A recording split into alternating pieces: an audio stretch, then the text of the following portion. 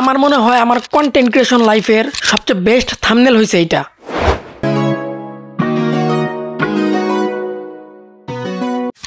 আর আমার এই থাম্বনেলের ভিডিওটায় ভিউয়ারদের রেসপন্সও ভালোই ছিল। দ্যাটস ওয়াই এই থাম্বনেলটা বানানোর A to Z প্রসেস তোমাদেরকে হাতে কলমে দেখাবো প্লাস শেখাবো।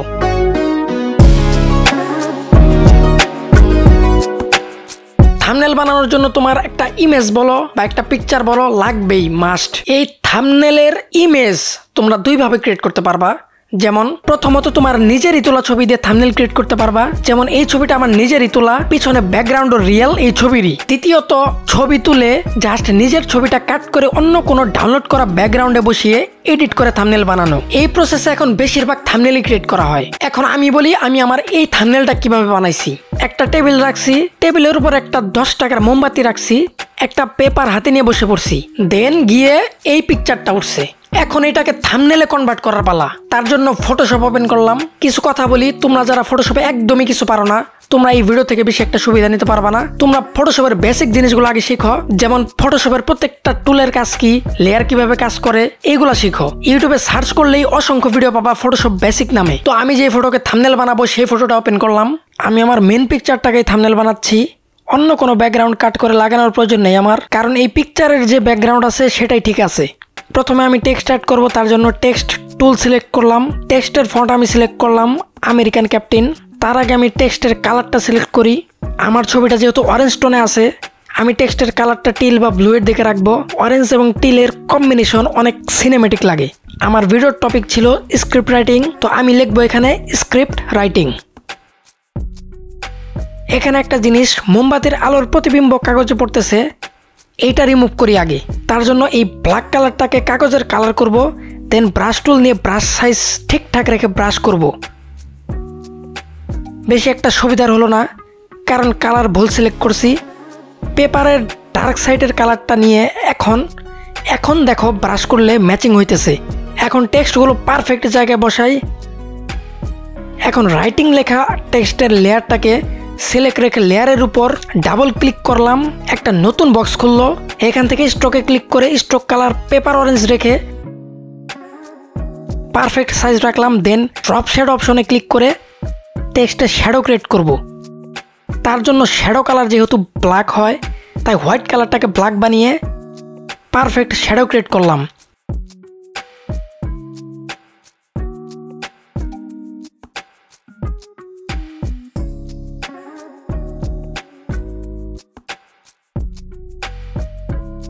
আমি টেক্সটের কালারটা আরেকটু ডার্ক করব। ওকে, ঠিক আছে। এখন স্ক্রিপ্ট এই লেখাটাও ডার্ক করব। দেন স্ক্রিপ্ট লেখা লেয়ারের উপর ডাবল ক্লিক করে স্ট্রোক অ্যাড করব।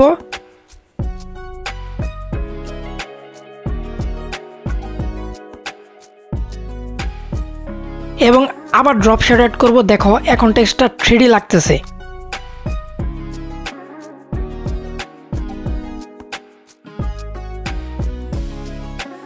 দেন আবার রাইটিং টেক্সট লেয়ারে ডাবল ক্লিক করে ড্রপ শ্যাডোতে গিয়ে অপাসিটি বাড়ালাম, স্ট্রোকটাও হালকা বাড়ালাম। দেন টেক্সট লেয়ার সিলেক্ট রেখে Ctrl+T প্রেস করে টেক্সটের সাইজ বড় করলাম। স্ক্রিপ্ট লেখাটাকেও সেম প্রসেসে বড় করলাম। স্ট্রোকটাও রাইটিং লেখার সাথে ম্যাচিং করলাম। তো এখন সেটা হলো পিএনজি অ্যাড করার পালা। এই পিএনজি এর জন্য তোমরা অনেক ভালো ভালো ওয়েবসাইট পাবা।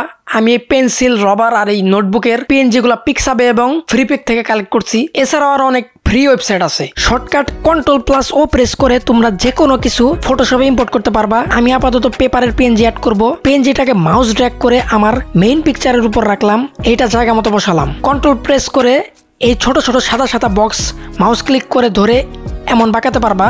এই পেপারের লেয়ার সিলেক্ট রাখা অবস্থায় চলে যাব ফিল্টারে। এখানে ব্লার অপশন থেকে মোশন ব্লার, পরে এইটার ডিস্টেন্স কম বেশি করে পারফেক্ট মোশন ব্লার অ্যাড করব। দেন আল্ট প্রেস করে থেকে পেপারটাকে মাউসের বাম বাটন ক্লিক করে ড্র্যাগ করে ডুপ্লিকেট হবে। সেম টেকনিকে তোমরা বারবার ডুপ্লিকেট করবা। আমি যেখানে যেখানে পেপার প্রয়োজন সেখানে সেখানে বসাইতেছি। বসানোর পর আবার আরেকটা পেপার পিএনজি অ্যাড করব। পেপার পিএনজি ওপেন করলে দেখতেছো একটা আমার থাম্বনেলের পিকের লেয়ার আর একটা paper PNG layer. Thumbnail pic লেয়ারটায় ক্লিক করে পিএনজি লেয়ারটাকে মাউস ড্র্যাগ করে নিচে টানো, দেন আবার পিএনজিটা মাউস ড্র্যাগ করে টেনে থাম্বনেল পিকের উপর ছেড়ে দাও। এখন এটা ক্রস করে দিলাম। সেম টেকনিকে তোমরা সকল প্রকার পিএনজি ফটোশপে ইম্পোর্ট করবা। আমি প্রথম থেকে পিএনজি অ্যাড করা নিয়ে অনেক প্যারা খাইতাম, এখন বুঝে গেছি ব্যাপারটা। এই সাদা পেপারের লেয়ার সবার নিচে থাকার কারণে অন্য পেপারের নিচে ঢাকা পড়ে গেছে, তো সাদা পেপারের লেয়ারটা ধরে সবার উপরে নিলাম। এখন দেখো পেপারটা উপরে চলে আসছে। এটাকে সেম টেকনিকে মোশন ব্লার করব। সেম টেকনিকে ডুপ্লিকেট করব, যেখানে যেখানে বসানো দরকার সেখানে সেখানে বসাবো। আরেকটা নোটবুক পিএনজি ওপেন করলাম, সেম টেকনিকে অ্যাপ্লাই করব। সবগুলো পেপার ধরে ধরে পারফেক্ট পজিশনে বসাবো। আবার কিছু পেপার অ্যাড করব, মোশন ব্লার দিব। সবগুলো পেপার ধরে ধরে পারফেক্ট পজিশনে বসাবো।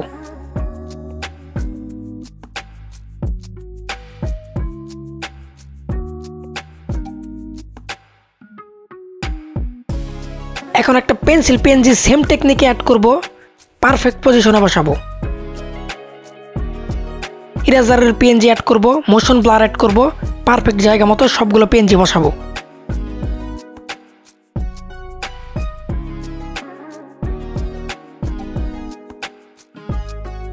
এখন এই সবগুলো লেয়ারের উপর একটা নিউ লেয়ার ক্রিয়েট করব। তার জন্য সবার উপরে লেয়ার সিলেক্ট রেখে এই প্লাস আইকনে ক্লিক করলাম। এখানে সবার উপর একটা লেয়ার ক্রিয়েট হলো। এখন এই কালারটাকে ব্ল্যাক সিলেক্ট রেখে এই গ্রেডিয়েন্ট টুল ব্যবহার করে চারপাশে ব্ল্যাক গ্রেডিয়েন্ট অ্যাড করব। তোমরা অ্যাডোবির সবগুলো সফটওয়্যারে Ctrl+Z চাপলে ব্যাক আসবে। অর্থাৎ তোমরা যদি কোনো ভুল করো ওটা সংশোধন করার জন্য তোমরা Ctrl+Z চাপবা, দেখবা ব্যাক আসবে, আন্ডু হবে।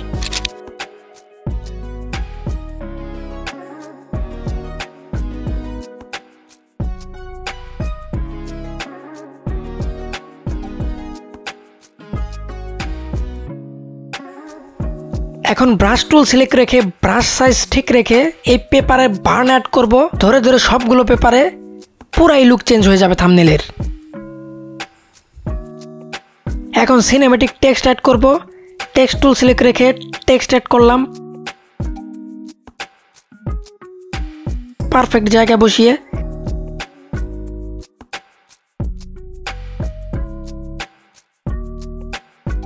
টেক্সটের মাঝখানে মাঝখানে স্পেস চেপে চেপে গ্যাপ ক্রিয়েট করলাম।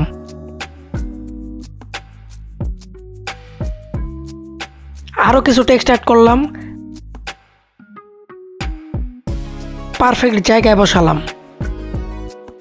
দেন আবার আরো টেক্সট অ্যাড করলাম, টেক্সটে গ্যাপ ক্রিয়েট করলাম।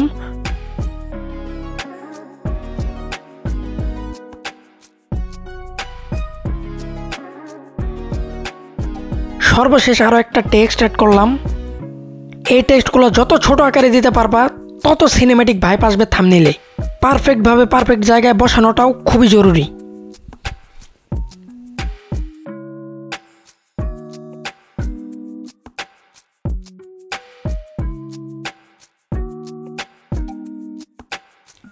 আমি এই টেক্সটটায় হালকা করে ব্ল্যাক স্ট্রোক ও দিয়ে দিলাম,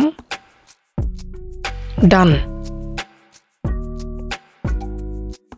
এখন এই লেয়ারে সবার নিচে মেইন লেয়ার সিলেক্ট করে মাউসে ডান বাটন ক্লিক করলে দেখো এইখানে মার্জ ভিজিবল নামের একটা অপশন, এইটাই ক্লিক করলে তোমার সবগুলো লেয়ার একটা লেয়ারে কনভার্ট হয়ে যাবে। এখন Ctrl+J চেপে এটা ডুপ্লিকেট লেয়ার ক্রিয়েট করলাম। এখন ফিল্টার অপশনে গিয়ে ক্যামেরা র ফিল্টারে গিয়ে কালার গ্রেডিং করব।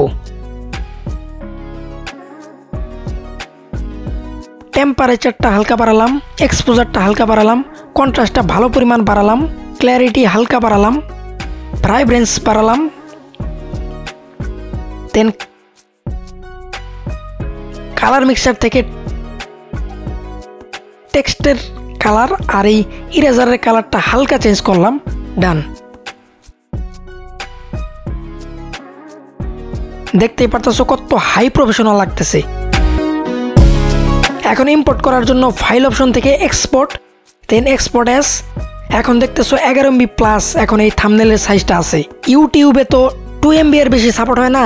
সাইটে ফরম্যাট জেপিজি রেখে এখানে অপাসিটি যত কমাবা তত এখানে এমবি সাইজও কমবে।